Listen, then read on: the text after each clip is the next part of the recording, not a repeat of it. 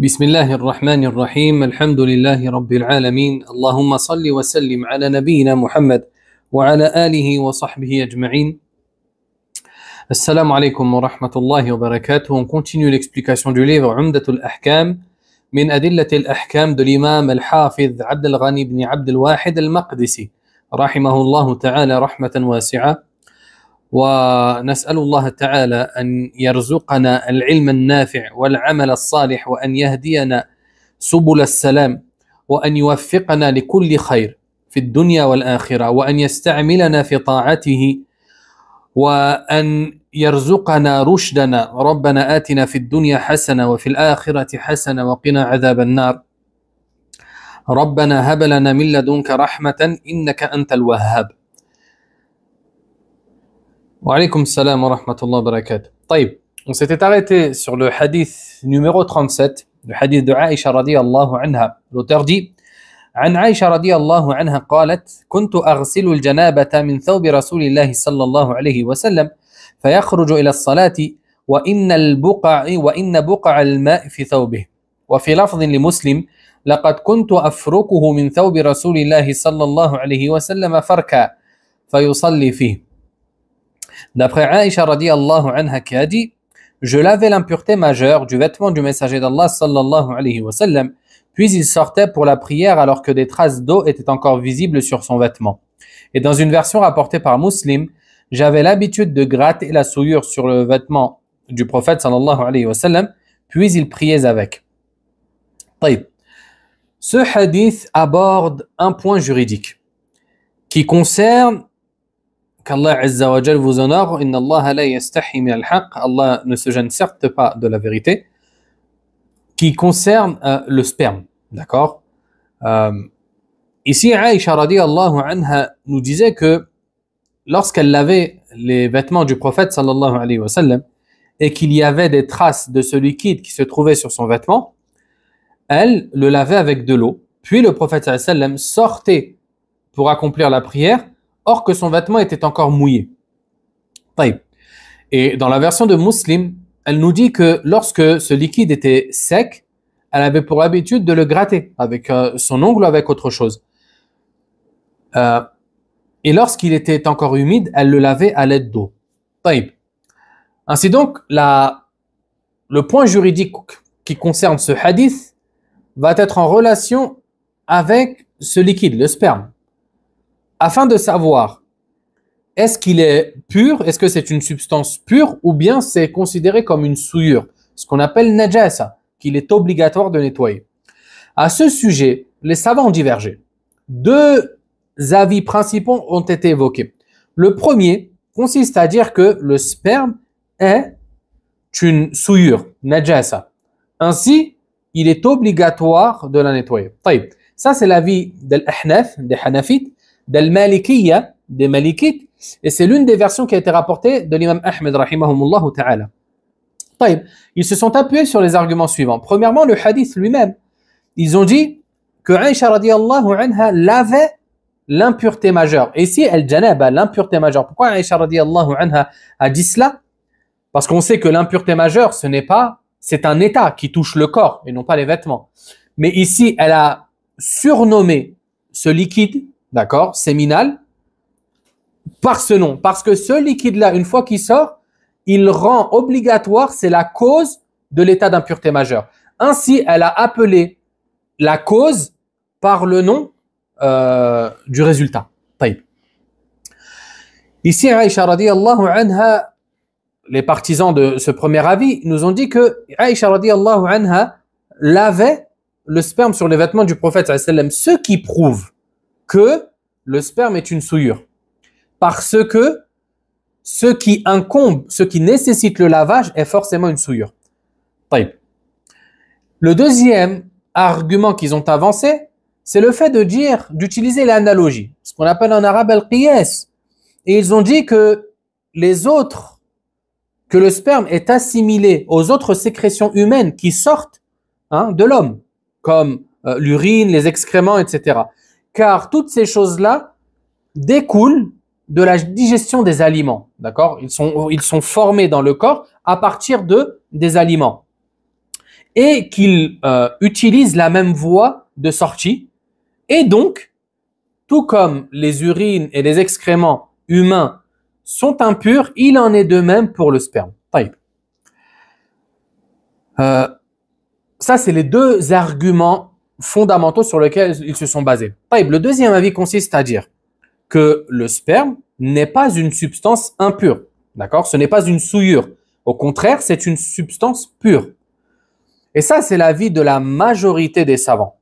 Hein? C'est l'avis de l'imam al-Shafi'i, rahimahullah, de l'imam Ahmed, Sufyan al-Thawri, les savants du hadith de manière générale, d'Ibn Hazm, c'est l'avis qui a été choisi par Cheikh al-Islam Ibn Taymiyyah et parmi les contemporains, Ibn Baz ainsi qu'Ibn Uthaymin, rahimallahu al-jami'. Ils se sont appuyés sur les arguments suivants. Premièrement, le principe de base, qui est que les choses sont pures jusqu'à preuve du contraire. Ainsi, celui qui prétend qu'une chose est impure, il se doit d'apporter la preuve. Ça, c'est le premier argument, la règle de base. Deuxièmement, ils se sont appuyés sur le hadith de Aïcha lui-même. Ils ont dit, si le sperme était vraiment une substance souillante, impure, Aïcha radiyallahu anha ne se serait pas suffi de le gratter, de le frotter lorsqu'il est sec. Hein, elle l'aurait lavé obligatoirement. Et ceci à l'image de ce que le prophète sallallahu alayhi wa sallam a dit concernant le sang menstruel qui touche un vêtement. Il a dit, elle enlève le sang, d'accord, la substance en elle-même, puis elle frotte le vêtement avec de l'eau et l'asperge d'eau. Hein, et ensuite, elle peut prier avec. Regardez ici, le prophète sallallahu alayhi wa sallam a dit que concernant le sang menstruel qui est une souillure, lorsqu'il touche le vêtement, il ne suffit pas de le frotter seulement. Non, il faut le laver avec de l'eau, etc. Le troisième argument qu'ils ont utilisé, c'est que le sperme, qu'Allah Azza wa Jal vous honore, c'est la substance même à partir de laquelle Allah Azza wa Jal a fait que les hommes, les serviteurs pieux du tout miséricordieux, sont créés, d'accord, d'où ils proviennent. Et de ce fait, la sagesse divine, Allah Azza wa Jal, dans son infinie sagesse, ne peut créer une créature qu'Allah aime à partir d'une substance impure. Ça, c'est l'un des arguments qu'ils ont apportés. Et c'est pour ça que l'avis le plus proche, wallahu a'lam, c'est le second avis, qui consiste à dire que le sperme n'est pas une substance souillante, impure. Et il faut faire la différence entre deux choses. Ce n'est pas parce qu'une substance est dégoûtante qu'elle est forcément impure, à l'image des mucus ou des muqueuses que l'on a dans le nez, à l'image du sang selon l'avis le plus proche, à l'image du vomi. Hein. Ça, ce sont des substances qui sont répugnantes, d'accord, mais ce n'est pas pour autant qu'elles sont impures. Un point important. Parfois, on a un vêtement sur lequel il y avait une souillure, d'accord. On a pris par exemple un mouchoir, on a enlevé la grosse partie de cette souillure. Ensuite, on l'a nettoyé avec de l'eau, on l'a frotté, on a rincé, etc. Toutefois, il peut rester une trace de cette souillure. Est-ce que cette trace-là va porter préjudice ou pas? Non. Parce qu'à partir du moment où le vêtement a été purifié de cette manière, avec de l'eau, etc., la trace, le reste qui reste sur le vêtement, ou qui va, par exemple, si c'est une couleur qui va tacher le vêtement, etc., ceci ne va pas porter préjudice à partir du moment où la substance que l'on pouvait enlever, on l'a enlevée et qu'on a nettoyé avec de l'eau. Parmi les points bénéfiques que l'on tire de ce hadith, il y a premièrement la nature humaine du prophète sallallahu alayhi wa sallam. Le prophète sallallahu alayhi wa sallam était un enfant d'Adam constitué comme chaque être humain. Toutefois, il avait des spécificités qui ont été rapportées dans les textes, d'accord, comme le fait que son cœur a été purifié à 2 reprises, etc., etc. Toutefois, sa constitution générale est la même que tous les autres êtres humains. Et ici, on voit que le prophète sallallahu alayhi wa sallam avait des désirs charnels envers ses épouses, que le prophète sallallahu alayhi wa sallam, il lui arrivait en résultat de ses rapports intimes ce qu'il arrive à n'importe quel homme, ainsi de suite. C'était un homme comme le reste du monde, sallallahu alayhi wa sallam, hein, ce qu'il l'a spécifié et ce qu'il l'a mis au-dessus des autres, c'est qu'Allah Azza wa Jalla l'a choisi afin qu'il soit un prophète et un messager. Et ici, on souligne une erreur fondamentale dans laquelle sont tombés beaucoup de soufis, qui est le fait d'avoir accordé ou donné au prophète sallallahu alayhi wa sallam une place et un statut plus haut que le sien et que celui que Allah Azza wa Jalla lui avait accordé. Et ça, subhanallah, des fois, c'est par amour et par ignorance, d'accord? Or que le prophète sallallahu alayhi wa sallam n'aimait pas cela. Le prophète sallallahu alayhi wa sallam a même mis en garde sa communauté contre ces agissements. Par exemple, le prophète sallallahu alayhi wa sallam, ça on l'avait vu dans l'Amiyya, on l'avait vu dans Kitab al-Tawhid, etc.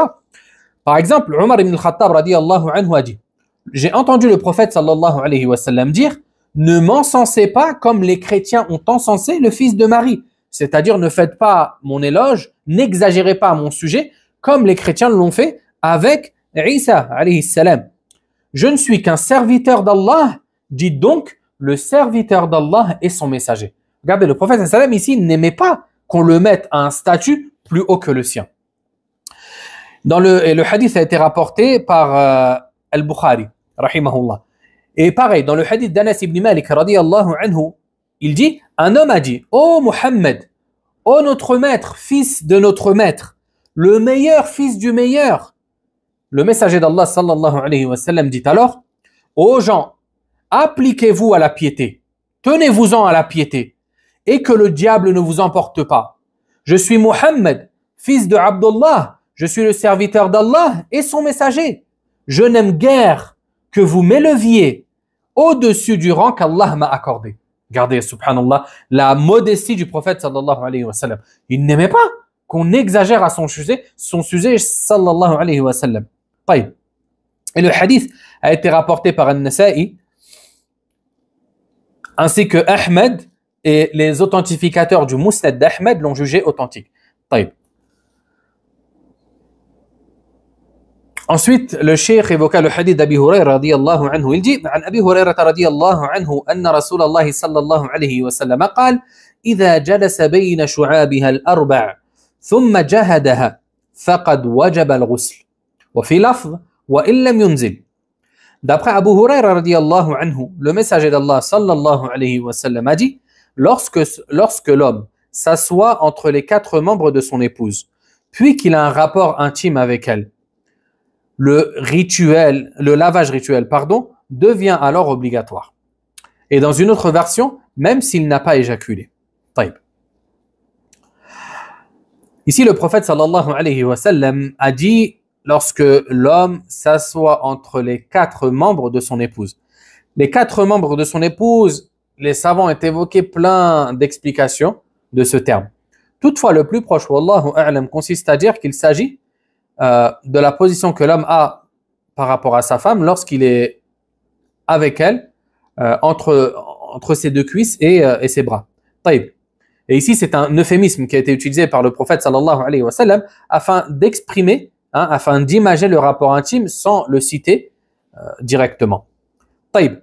Ce hadith concerne un point juridique et il est relatif à l'obligation d'accomplir le lavage rituel après un rapport intime, même sans éjaculation. Taïb. Je ne cesse de vous le répéter. Notre religion, il n'y a pas de gêne à avoir lorsqu'on apprend notre religion. D'accord? Parce que ça, ce sont des sujets il y a des termes qui sont gênants et j'en suis le premier atteint. Toutefois, ce sont des sujets nécessaires parce que ils sont en lien avec des statuts juridiques. Une personne, moi je m'étonne parfois, subhanallah, de parler de sujets et ensuite de les poster et de recevoir un commentaire du genre « Oh subhanallah, je ne savais pas ». D'accord? Or que ce sont des sujets qui sont limite nécessairement connus dans notre religion. Comme le fait de devoir obligatoirement effectuer un ghusl après un rapport intime, etc.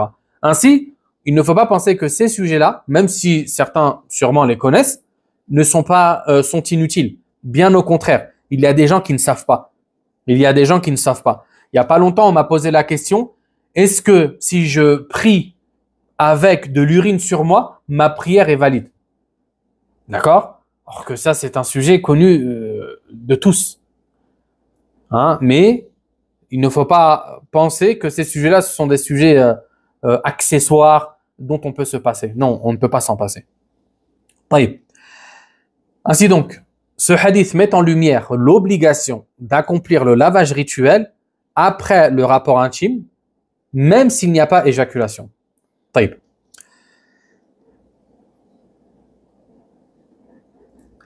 Et ça, c'est un sujet unanimement reconnu.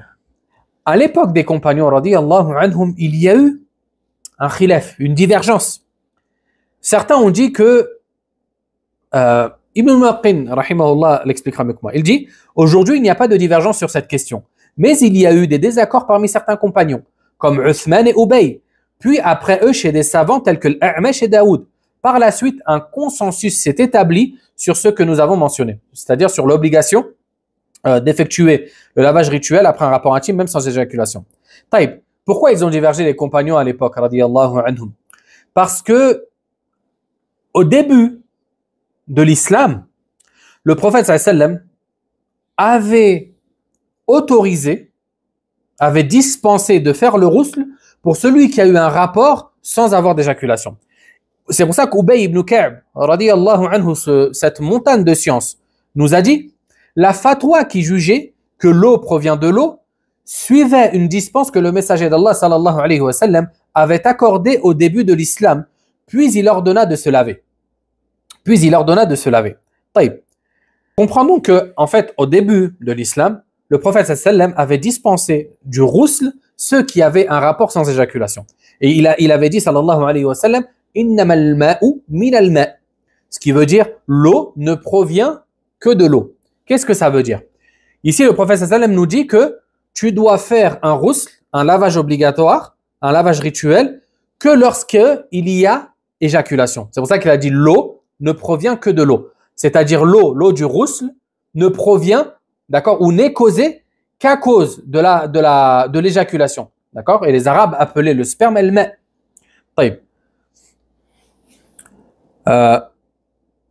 Mais ensuite, comme Ubay nous dit, radiyallahu anhu, ensuite ça a été abrogé. Et ça, c'est la première des explications qui a été apportée. Que, à l'époque, au début de l'islam, lorsqu'une personne avait un rapport sexuel avec son épouse, mais qu'il n'y avait pas éjaculation, il n'était pas obligé de faire un rousl. Ensuite, ça a été abrogé et le simple rapport intime nécessitait un lavage rituel. Taïb. Ibn Abbas, radiyallahu anhuma, lui, il dit qu'il n'y a pas eu d'abrogation, d'accord? Que le hadith « Innamal ma'u minal ma'» il est toujours effectif, d'accord? Et qu'il n'a pas été abrogé. Et que ce hadith-là, il concernait seulement les rêves érotiques. Et c'est-à-dire que si la personne faisait un rêve érotique et qu'elle n'avait pas éjaculé, dans ce cas-là, elle n'était pas obligée de faire un rousl. Et ça, on va le voir par la suite, Inch'Allah. Quoi qu'il en soit, aujourd'hui, c'est à l'unanimité, unanimement reconnu que le rapport intime, même sans éjaculation, nécessite un lavage rituel. D'accord? Il nécessite un lavage rituel.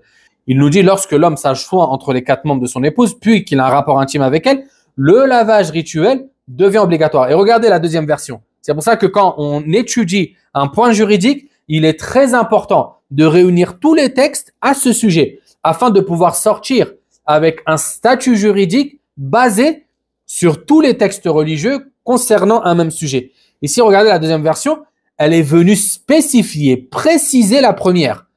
Le prophète sallam a dit dedans, même s'il n'a pas éjaculé.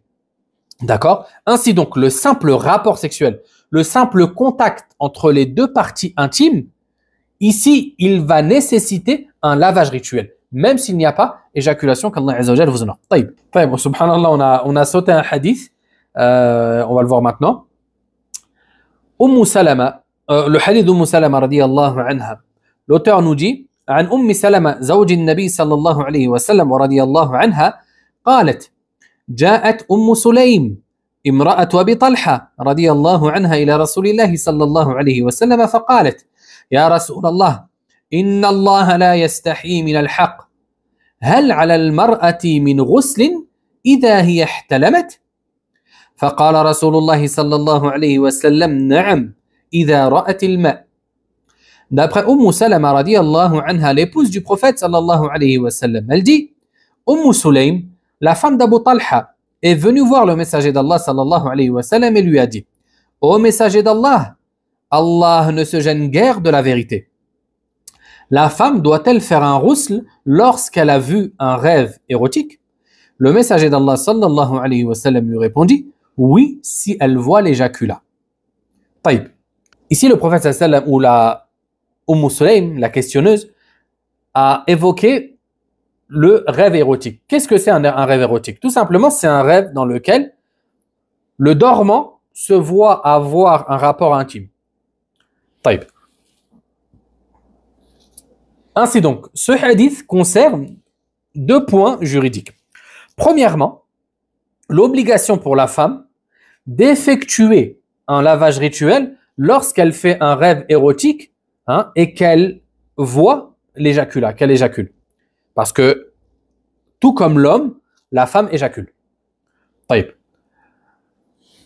Et ce hadith donc prouve que si la femme est dans cette situation-là, elle est obligée de faire le ghusl. Ibn Rajab, l'imam Ibn Rajab, rahimahullah ta'ala, a dit ce hadith stipule que si la femme voit un rêve érotique dans son sommeil et constate la présence d'éjaculat une fois réveillée, elle doit faire un lavage rituel.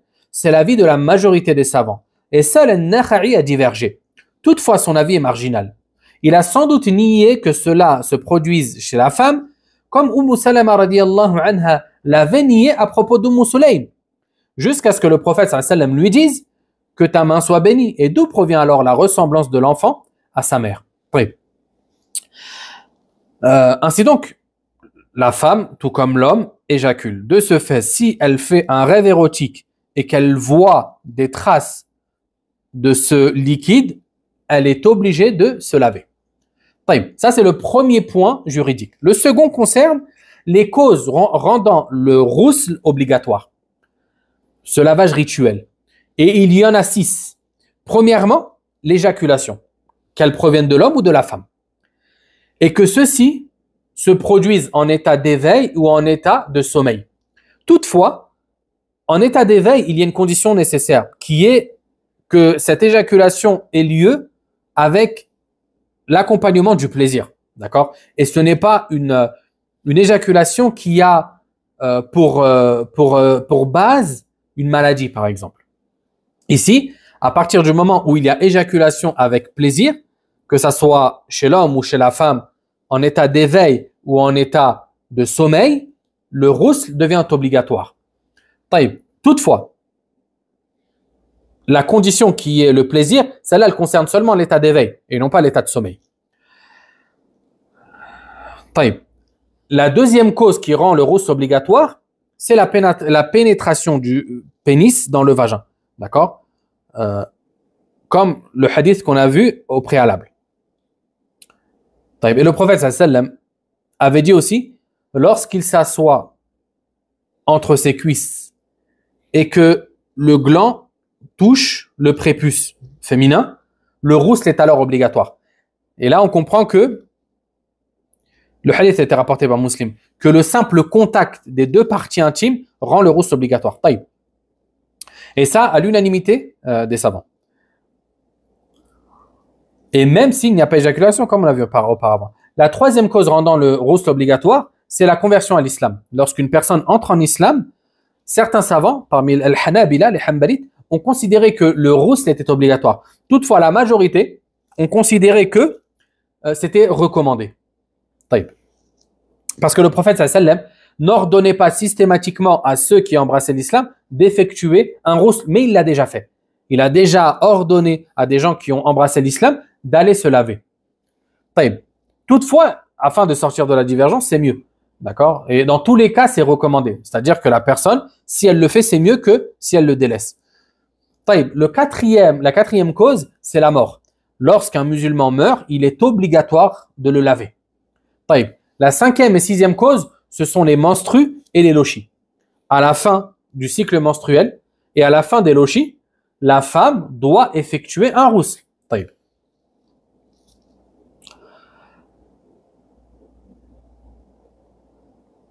طيب, le troisième point juridique concerné par ce hadith, il me semble que j'avais dit qu'il y en avait deux, ou je n'ai rien dit. Toutefois, il y en a, quoi qu'il en soit, il y en a un troisième, concerne le rêve érotique.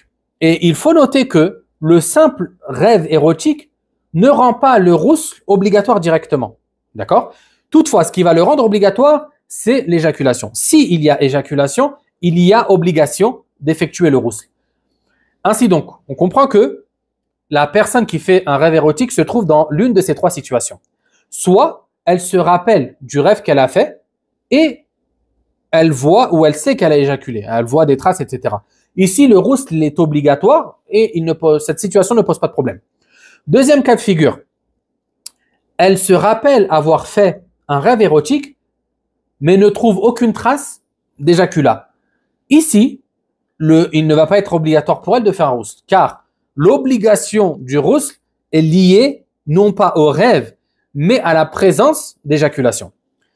Et c'est pour ça que le prophète sallam a dit, oui, si elle voit de l'eau. Regardez ici, c'est une condition. Le rousl est obligatoire si elle trouve ce liquide. Le troisième cas de figure, la personne voit l'éjaculat, mais ne se rappelle pas de son rêve. Ici, pareil, le rousl va être obligatoire parce que on a dit que l'obligation du rousl est liée à la présence de l'éjaculat et non pas au souvenir du rêve. Concernant les points bénéfiques de ce hadith, premièrement, le fait qu'il convient aux musulmans et à la musulmane, lorsqu'ils vont évoquer une chose qui n'est pas agréable à évoquer, ou une chose dont on a honte, de préparer le terrain, comme on dit. Regardez ici Sulaym, radiyallahu anha, cette noble femme. Et subhanallah, Sulaym, entre parenthèses, c'était la mère d'Anas ibn Malik, radiyallahu anhu, le fameux compagnon.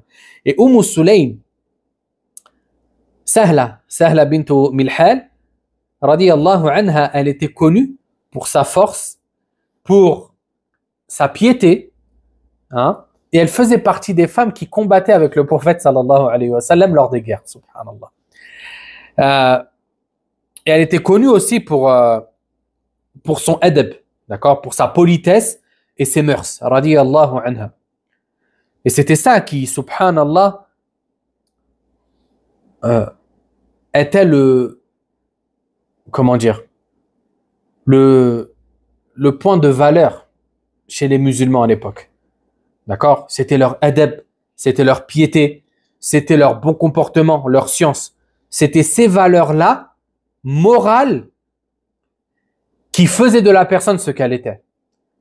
Et ce n'était pas l'aspect physique, la richesse ou je ne sais quoi d'autre. Et c'est ces choses-là qu'aujourd'hui on doit faire revivre. Surtout dans une époque qui a été touchée par la stupidité et la bêtise. Aujourd'hui, tu fais des choses stupides, tu es acclamé, mis en avant. On allume sur toi tous les projecteurs. Pourquoi? Parce que tu fais des choses stupides, parce que tu es bête, tu n'apportes rien à la société. Mais toutefois, c'est toi que l'on prend pour exemple. Et il suffit de voir les foules que provoque la sortie dans la rue d'un artiste, d'un influenceur entre guillemets, d'une célébrité, et de voir la folie qui s'empare des gens et des jeunes, hélas, hein, lorsqu'ils voient cette personne. Et si tu leur demandes, mais qu'est-ce que cette personne a fait pour que tu, entre guillemets, l'idolâtres de cette manière, te dira, oh, me fait rire, oh, j'aime bien ce qu'il dit. Ajib. Demandons à Allah Azza wa Jal de nous préserver, de préserver la jeunesse et de nous guider vers la rectitude. طيب. Sulaym radiyallahu anha, ici regardez comment elle a préparé le terrain. Elle n'est pas venue et choquer le prophète sallallahu alayhi wa sallam en usant de mots qui sont gênants, surtout pour une femme. D'accord, une femme, on sait que c'est beaucoup plus pudique, etc. Et ça fait partie de ses qualités, comme chez l'homme, mais chez la femme encore plus. Ainsi, elle a préparé le terrain. Elle a dit, Inna Allah la yastahi min al-haq. Allah ne se gêne guère de la vérité. Hein, et c'est ainsi qu'il faut être. Lorsque tu poses une question qui te gêne, il n'y a pas de mal à poser la question. Bien au contraire, c'est une preuve de ton intelligence que de te renseigner quant à ta religion, même si la chose te gêne, de dépasser cette pudeur qui n'est pas louable dans cette situation, comme on va le voir par la suite, Inch'Allah. Hein? Mais toutefois, de garder ta pudeur et de préparer le terrain. Hein? En utilisant une phrase ainsi, ou soit en disant par exemple, excusez-moi, cheikh ou professeur, j'ai une question un peu gênante, afin que la personne, ça y est, psychologiquement et intérieurement, elle s'attend à ce que tu vas lui dire. D'accord? Taïb. Ainsi, ici, Sulaym, radiyallahu anha, elle a préparé le terrain. Taïb. Deuxième point bénéfique que l'on tire de ce hadith, il est lié à ce qu'on a dit juste avant, il n'y a pas de gêne dans notre religion. D'accord? C'est-à-dire que le croyant, la croyante, il ne faut pas qu'il soit gêné lorsqu'il s'agit de choses qui concernent le dîn. Non, tu parles d'une manière propre, avec des termes respectueux, etc. Mais il n'y a pas de mal à poser les questions lorsque ça concerne ta religion. Et la femme, on tire de ce hadith aussi, l'autorisation pour la femme de questionner elle-même. D'accord? De questionner elle-même le savant, etc., etc. Comme Sulaym radiyallahu anha l'a fait. Ça ne pose aucun problème. Toutefois, elle doit se parer des mœurs qu'Allah Azza wa Jalla a évoquées dans le Coran. Fala takhda'na bil qawl. Et ne soyez pas complaisante dans votre manière de parler. C'est pas la sœur, elle vient poser une question et tu sens qu'elle utilise, que ça soit en audio, en appel, etc. Elle utilise la plus belle de ses voix. Non, elle parle normalement et ça ne pose aucun problème. Taïb. Mujahid, rahimahullah ta'ala, Mujahid, cet imam parmi les tabi'in est un illustre élève d'Ibn Abbas, radiyallahu anhuma. Il a récité le Coran sur lui des dizaines et des dizaines de fois. Et il a lu le Coran avec le tafsir sur lui, c'est-à-dire qu'Ibn Abbas, radiyallahu anhu, lui faisait le tafsir à des dizaines de reprises. Ce qui prouve l'importance et la valeur de cet imam, Mujahid, rahimahullah ta'ala. Il y a une phrase qui est en réalité plus que des mots. C'est un manhaj. C'est une pédagogie que le croyant et la croyante se doivent d'utiliser chaque jour dans leur vie. Il a dit, le pudique et l'orgueilleux n'apprendront jamais. La yata'allamu ithnayn, al-mustahi wal-mutakabbir. Pourquoi? Parce que le pudique, sa pudeur va l'empêcher de poser la question. Tout comme l'orgueilleux, son orgueil va l'empêcher de poser la question. Le premier va dire, le pudique, il va dire, oh, j'ai trop honte de poser cette question, je peux pas.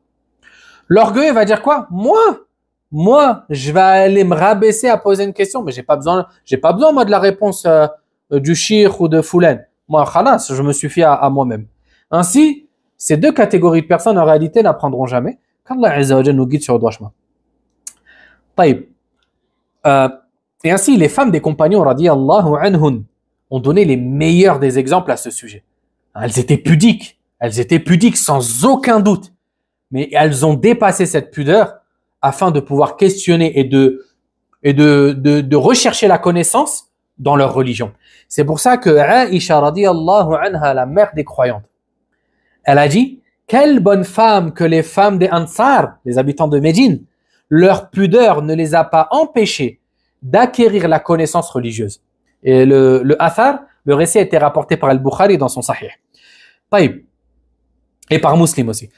Ici, regardez, l'une des qualités que Aïcha radiyallahu anha avait trouvées aux femmes des Ansar, c'était ça. C'était qu'elles n'avaient pas honte de questionner malgré leur pudeur.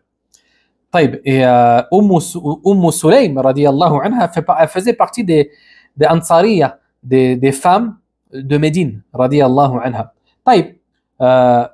On s'arrête ici pour aujourd'hui. S'il y a des questions sur ce qui a précédé, j'y répondrai, Inch'Allah, si je peux. Sinon, on se dit à la semaine prochaine, Inch'Allah. Taïb. Alaykoum salam wa rahmatullahi wa barakatuh à tous ceux qui ont dit salam alaykoum pendant le cours. Si les lochis durent plus de 40 jours, on peut faire le rousse. Si les lochis durent... Allahu a'lam, je ne sais pas. Une sœur a une question. Que faire pour retrouver l'envie de prier et le droit chemin? J'ai 62 ans. Ya Rab.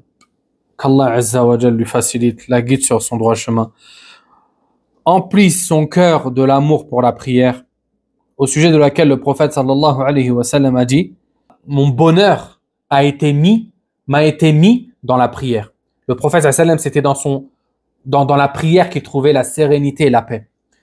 Je conseille à cette sœur, en plus à un âge avancé, wallah, c'est de se repentir à Allah Azza wa Jal, d'apprendre quant à sa religion, et que son âge ne soit pas une excuse pour se dire: oh, c'est trop tard, moi c'est passé. Wallah, c'est pas passé. Hein? Il est rapporté que l'imam al-Nawawi rahimahullah ta'ala a commencé l'étude de la science alors qu'il était âgé de 40 ans. Et l'imam al-Nawawi, aujourd'hui, tout le monde le connaît. Ainsi donc, et qu'elle se rappelle que la première des choses au sujet de laquelle elle va être interrogée, c'est la prière. Comme le prophète sallallahu alayhi wa sallam nous a dit. Et qu'il nous a dit aussi que si la prière est bonne, alors le reste suivra. Et que si la prière n'est pas bonne, alors ici il y aura problème. Qu'elle se rappelle le verset dans Surat al-Muddathir, la première des choses que les gens de l'enfer ont évoqué, la première des raisons qu'ils ont évoquées de leur entrée et qui les a précipités en enfer, hein, c'était quoi? Lam naku minal musallin. Nous ne faisions pas partie de ceux qui accomplissaient la prière. Qu'elle se rappelle le hadith du prophète sallallahu alayhi wa sallam: Al-ahdu alladhi baynana wa baynahum as-salat, faman tarakaha faqad kafar. Le pacte, la limite, la frontière qu'il y a entre nous et les mécréants, c'est la prière. Quiconque la délaisse aura certes mécru. Ça, ce sont des hadiths. Qu'elle se rappelle le fait que les compagnons est unanime quant au fait que celui qui délaisse la prière aura certes mécru. Que cette sœur se rappelle que cette vie d'ici-bas n'est que éphémère. Elle n'est qu'un mirage. Elle n'est qu'une illusion. Hein, elle passe aussi vite qu'un été passe en France de nos jours. Qu'elle se rappelle qu'elle va bientôt mourir et que dans sa tombe, les seules choses qui lui seront bénéfiques, ce sont les actions qu'elle a fait pour elle-même. Wallah. Et que la prière, c'est le lien qu'il y a entre le serviteur et son Seigneur subhanahu wa ta'ala. Ainsi qu'elle ne délaisse pas la prière, qu'elle se repente à Allah azza wa jal, qu'elle aille faire ses ablutions et qu'elle commence à prier. Et wallah. Parce que subhanallah, c'est la seule chose qui lui sera bénéfique le jour du jugement. Le prophète sallallahu alayhi wa sallam a dit quoi? Was-salatu nurun. La prière est une lumière, que tout croyant dont tout croyant a besoin, aussi bien dans ce bas monde que dans l'au-delà. Rappelons-nous que dans l'au-delà, pour passer le pont as-sirat, les gens auront besoin d'une lumière. Les gens auront besoin d'une lumière, et cette lumière, elle sera composée de quoi? De ce qu'ils ont accompli dans ce bas monde. Plus tu étais pieux et pieuse dans ce bas monde, plus ta lumière, ta part de lumière sera importante le jour où tu en auras le plus besoin, le jour du jugement, subhanallah. Qu'Allah Azza wa Jal nous accorde une bonne fin. Taïb. Faut-il faire ses ablutions pour lire le Coran? Non. Il faut faire ses ablutions lorsqu'on veut toucher le mushaf. D'accord? Il faut faire ses ablutions lorsqu'on veut toucher le mushaf. Mais une personne a le droit de lire le Coran, par exemple de mémoire ou sur son téléphone, etc., sans avoir ses ablutions. Toutefois, subhanallah, ça c'est une chose importante, les ablutions c'est un khayr. Les ablutions c'est un khayr. Hein, c'est un bien de faire les ablutions. Là, à chaque fois que la personne fait ses ablutions, elle a une récompense. Le prophète sallallahu alayhi wa sallam a dit: seul le croyant préserve ses ablutions, c'est-à-dire refait ses ablutions lorsqu'il est père, etc. Et ça, certains savants ont tiré de ce hadith le fait que préserver ses ablutions et être, porter attention, prêter attention à ses ablutions, c'est une preuve de la foi, d'accord? Parce que le prophète sallallahu alayhi wa sallam a témoigné que seuls les croyants préservaient leurs ablutions. طيب. Qu'Allah Azza wa Jal vous facilite, Wallah, et qu'il nous facilite à tous. Wallah, je vous jure, moi, en plus, c'est une personne avancée dans l'âge, et c'est pas du tout péjoratif, bien au contraire. Wallah, je suis personne pour vous conseiller. Toutefois, je vous conseille comme si j'étais votre fils. Je vous conseille comme si j'avais ma mère en face d'elle. Wallah, c'est pour votre bien. Il n'y a aucune chose qui vous servira le plus après les deux attestations, hein, La ilaha illallah Muhammadur Rasulullah, que la prière. Devant Allah Azza wa Jal, c'est la chose bi'idhnillah qui vous sera le plus utile, Inch'Allah. Ainsi, accrochez-vous à votre prière. Parce qu'en réalité, c'est la seule chose qui vous importera, hein, dans ce bas monde avant l'au-delà. Qui doit nous importer en tout cas. Taïb. S'il n'y a plus de questions, on s'arrête ici pour aujourd'hui. Et je vous dis à la semaine prochaine, Inch'Allah ta'ala. سبحانك اللهم بحمدك أشهد أن لا إله إلا أنت أستغفرك وأتوب إليك. À la semaine prochaine, Inch'Allah. Wassalamu alaikum wa rahmatullahi wa barakatuh.